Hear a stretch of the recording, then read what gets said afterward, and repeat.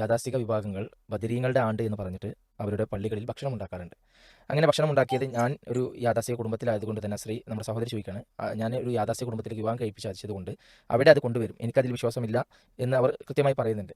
ആ സമയത്ത് അവർ ഭക്ഷണം കഴിക്കും, ബാക്കിയാകുന്ന ഭക്ഷണം അത് ഭക്ഷണമല്ല, അത് കളയാൻ നമുക്ക് ഒരു മടി ഉണ്ടാകും. കഴിക്കാറില്ല അവർ, പക്ഷേ ബാക്കിയാകുമ്പോൾ അത് കഴിക്കാൻ പറ്റുമോ?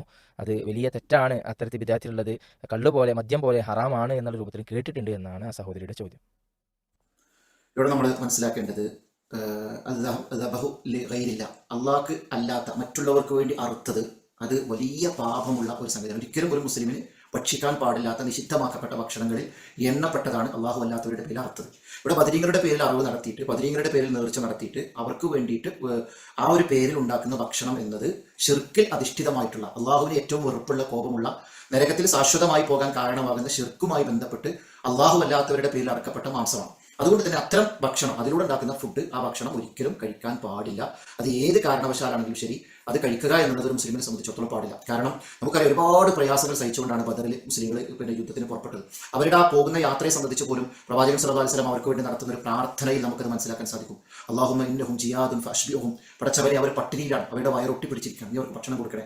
അല്ലാഹുമ്മ ഇന്നഹും ഉറാത്തുൻ ഫഅൽബിസുഹും, അല്ലാഹുവേ അവരുടെ നഗ്നരാണ്, അവരുടെ വസ്ത്രമൊക്കെ കീറി പറഞ്ഞിട്ടുണ്ട്, അവർക്ക് നീ വസ്ത്രം കൊടുക്കണേ. അല്ലാഹുവേ അവരുടെ പാദങ്ങൾ ചെരുപ്പിടാതെ, ചെരുപ്പ് പോലും ധരിക്കാനില്ലാതെ മരുഭൂമിയിലൂടെ നടന്നിട്ട് അവരുടെ കാലുകൾ പൊള്ളുന്നുണ്ട്, അവർക്ക് നീ ചെരുപ്പ് കൊടുക്കണേ. അവർ ചെരുപ്പ് പോലും ധരിക്കാനില്ലാത്ത, ഒരു നല്ല വസ്ത്രം ധരിക്കാനില്ലാത്ത, ഭക്ഷണം കഴിക്കാനില്ലാത്ത പട്ടിണി പാവങ്ങളായ സ്വഹാബികൾ അള്ളാഹുവിന്റെ ദീനിനെ സംരക്ഷിക്കാൻ വേണ്ടിയിട്ട്, തൗഹീദിനെ നിലനിർത്താൻ വേണ്ടിയിട്ട്, ഞങ്ങൾ മരിക്കേണ്ടി വന്നാലും, ഞങ്ങൾക്ക് എന്തു തന്നെ സംഭവിച്ചാലും ശരി, ഞങ്ങൾ ഒരു വിട്ടുവീഴ്ചയ്ക്ക് തയ്യാറല്ല, അതിനെതിരെ പ്രതിരോധിക്കാൻ ഞങ്ങൾ ഉണ്ട് എന്ന് പറഞ്ഞുകൊണ്ട് ഇറങ്ങി പുറപ്പെട്ട് ഏറ്റുമുട്ടിയ ഒരു യുദ്ധമാണ് ബദർ.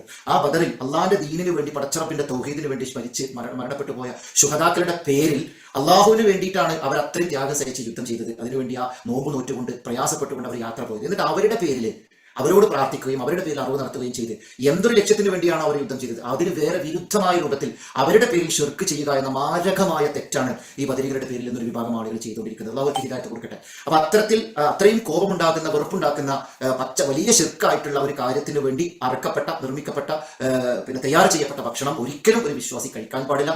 അത് ഏത് സാഹചര്യത്തിലും അത് കഴിക്കാൻ പറ്റുകയില്ല, അത് ഞാൻ കഴിക്കില്ല എന്ന് പറയുകയും അതിൽ നിന്ന് വിട്ടു നിൽക്കുകയും അത് ഉപേക്ഷിക്കുകയും ചെയ്യുക എന്നുള്ളത് വിശ്വാസത്തിന്റെ ഈമാനിന്റെ ഭാഗമാണ്. അതുകൊണ്ട് തന്നെ അത് ആ നിലക്ക് സഹകരിക്കാതിരിക്കുക എന്നുള്ളത് നിർബന്ധമായ ഒരു ബാധ്യതയാണ്. അതിന്റെ പേരിൽ എന്തെങ്കിലും പ്രയാസങ്ങൾ ഉണ്ടാവുകയും അതിന്റെ പേരിൽ സഹിക്കുകയോ ബുദ്ധിമുട്ടുകളോ സഹിക്കേണ്ടി വന്നാൽ അതിനുള്ള പ്രതിഫലം അള്ളാഹു അവർക്ക് നൽകും എന്നുള്ളത് തന്നെയാണ് നമ്മൾ മനസ്സിലാക്കേണ്ടത്. അതുകൊണ്ട് തന്നെ ആ ഭക്ഷണം വേസ്റ്റ് ആകും എന്നുള്ളത് കൊണ്ട് ആ ഭക്ഷണം കഴിക്കുക എന്നത് ഒരിക്കലും അനുവദനീയമല്ല എന്നത് തന്നെയാണ് നമ്മൾ മനസ്സിലാക്കേണ്ടത്. അല്ലാഹു അലം.